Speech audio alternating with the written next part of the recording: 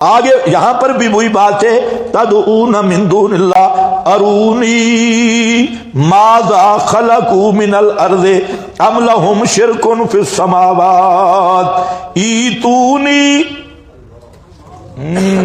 یہ پیغمبر کی دعوت ہے، ایتونی او مشرکو، ایتونی لاؤ میرے پاس بے کتاب من قبل ھذا، من قبل ھذا، طالبہ کرو تم بھی جب چیلنج کیا کرو، پیغمبر کی سنت یہی ہے، ان کو کہو لاؤ آیت قرآن کی، لاؤ قرآن کی آیت، بس اسی چیلنج پہ ہر بدعتی للڑ اگر پگھل نہ جائے تو کہنا ہے ساری کتابوں کے حوالے پیش کرے گا لیکن قرآن سے دلیل نہیں۔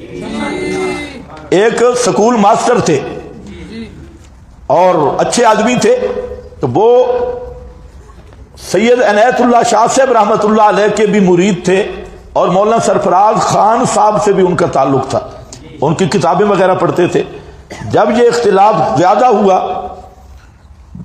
تو وہ حضرت شاہ صاحب کے پاس گئے اور شاہ صاحب کو کہا کہ میرا دونوں سے تعلق ہے، آپ خدا کے لیے یہ اختلاف ختم کریں، میں دونوں سے محبت کرتا ہوں۔ شاہ صاحب نے کہا بہت اچھی بات ہے، اختلاف کیسے ختم ہوگا؟ ایک طریقہ لوگ بتاتے ہیں، ایک طریقہ اللہ نے بتایا۔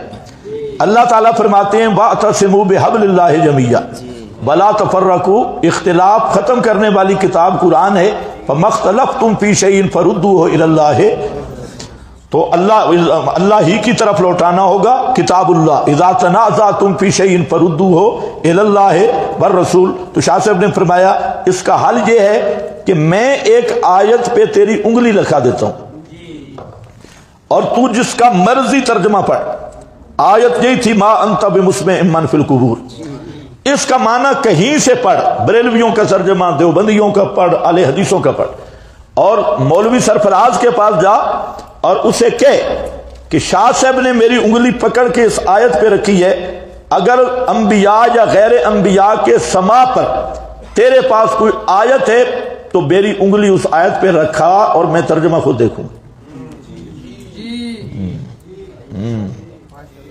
ایتونی بکتاب، تم کچے کام کرتے ہو، حوالے بزرگوں کا عبارتیں کس موضوع پہ نہیں ہیں؟ قادیانی بھی بزرگوں کی عبارتیں پیش کرتا ہے، سارے بزرگوں کی عبارتیں، اور ہر للڑ بھی، ہر بریلر بھی، ہر شیعہ بھی تمہارے بزرگوں کی عبارتیں پیش کر رہا ہے، عبارات پہ کیسے فیصلہ ہوگا؟ تو فرمایا وہ ماسٹر صاحب چلا گیا شاہ صاحب کے پاس اور میں نے اس کا ترجمہ خود دیکھا ہے، آپ اس کا ذرا ترجمہ کریں۔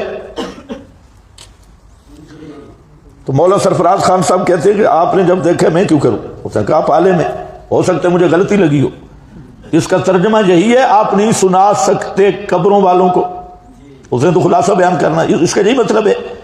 تو مولانا سرفراز نے کہا مانا تجھے ہی بنتا ہے۔ اس نے کہا چلو یہ آیت میں نے دیکھ لی ہے، اب ایک آیت آپ اپنے مذہب پر کہ آپ کا جو عقیدہ بھی ہو، انبیاء سنتے ہیں، امام الانبیاء سنتے ہیں، کوئی سنتا ہے مرنے کے بعد، تو آپ اس آیت پہ انگلی رکھا دیں۔ اب مولانا آیت کہاں سے لائیں؟ تو مولانا فرمانے لگے نہیں آیت میں تو نہیں، البتہ احادیث میں ہے۔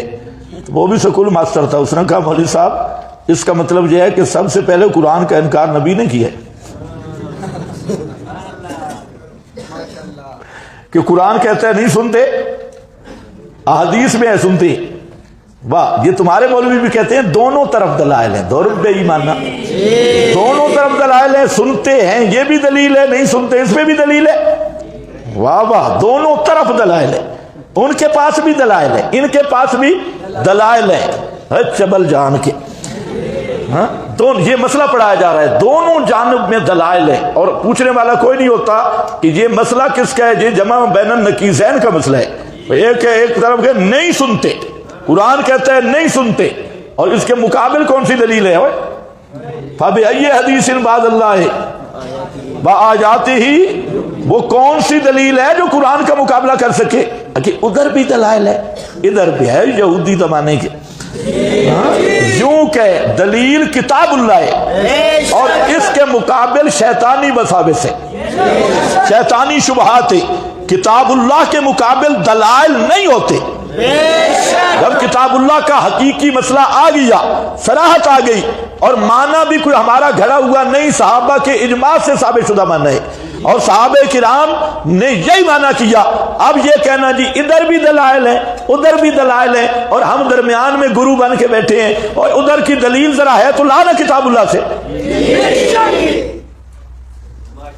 جب کتاب اللہ ایک طرف ہے تو اب کتاب اللہ کے مقابل بھلا کوئی دلیل ہوتی ہے؟ کچھ عقل بھی ہے؟ لیکن ملا بیچارہ سمجھے کیا، ادھر بھی دلائل ہیں ادھر بھی دلائل ہیں. واہ، یہ اگر نبی پاک کے زمانے میں ہوتے، درمیان میں ہوتے عبداللہ ابن ابی کے مقام پہ، اور کہتے کہ حاجی ابو جہل شاہ صاحب کے پاس بھی دلائل ہیں، ان کے بھی اپنے دلائل ہیں، اتنے اکابر اتنے بزرگ، اور نبی پاک کے بھی دلائل ہیں، چلو ہم درمیان میں رہیں گے، ادھر بھی نہیں جائیں گے ادھر بھی نہیں جائیں گے. عادتاً سما کا قائل یہ ابو جہل کی طرح مشرک ہے، اور یہ کہنا کہ عادتاً سما پر فریقین کے دلائل ہیں، یہ اتنے جھلو مولوی ہیں کہ بات سمجھتی کوئی نہیں. جہاں بعض بزرگوں کی عبارتیں ملتی ہیں وہاں دیکھو وہاں مسئلہ کیا چل رہا ہے. وہاں تو مخصوص کلیب بدر کی بات چل رہی ہے، اور وہ خرق عادت سمائے، تو خرق عادت یا موارد خاصہ کی بات ہی جدا ہے.